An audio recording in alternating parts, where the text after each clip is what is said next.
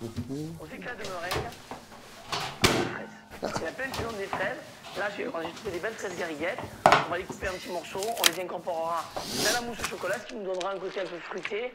Et puis, allô, Max? un petit peu de fraîcheur. Parce que Max, déjà... allô, tu m'entends? Ça fait plaisir. Allô? La réception est-elle de qualité? Voilà. Oui, ça va. Si tu veux connaître la vérité sur ce qui se passe dans ta cuisine, appuie sur le beeper.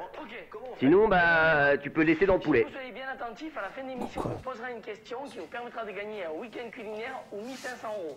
Et retrouvez le règlement et les modalités de remboursement sur un site web. Donc là, pour faire la mousse au chocolat, en premier, on va faire quoi? Normalement, il y a plusieurs façons de faire. Bonjour Maxpert, je t'ai apporté du jus d'orange, sans additifs. L'orange, c'est la santé.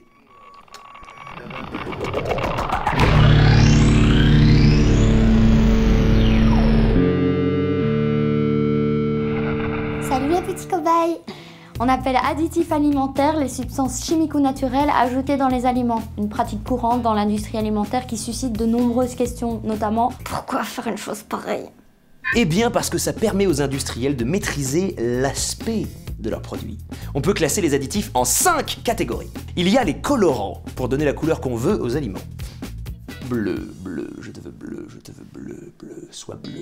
Les édulcorants, qui permettent de donner cette petite saveur sucrée. Les conservateurs, qui empêchent la présence de moisissures. Les antioxydants, qui évitent que les fruits et légumes noircissent. Et les agents texturants, épaississants, émulsifiants, etc. Histoire de donner de la gueule au produit final.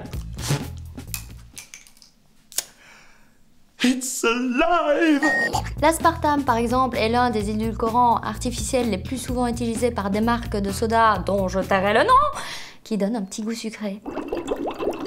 Sauf que ce sucre est non métabolisable, c'est-à-dire que le corps ne peut pas en tirer de l'énergie. L'aluminium et le glutamate, les gros classiques aussi, sont souvent utilisés pour leurs propriétés texturantes. Et à de nombreuses reprises, des études ont été lancées sur la neurotoxicité de ces additifs.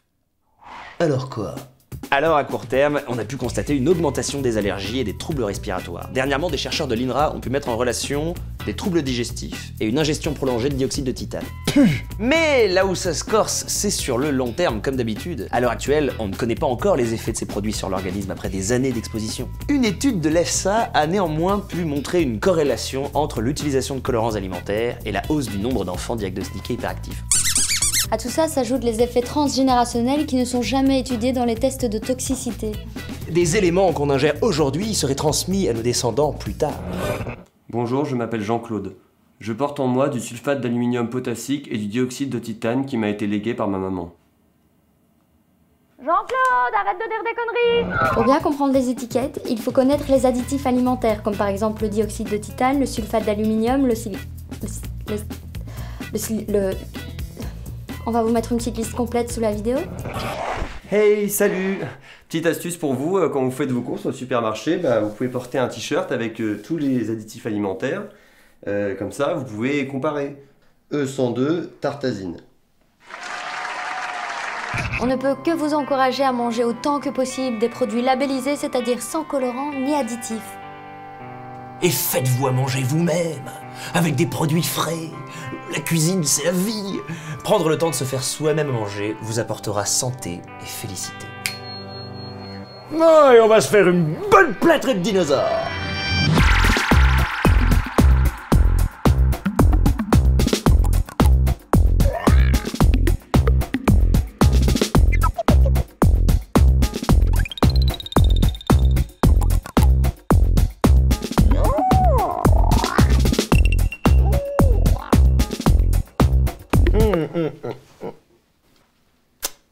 Bon, d'accord, c'est du plastique.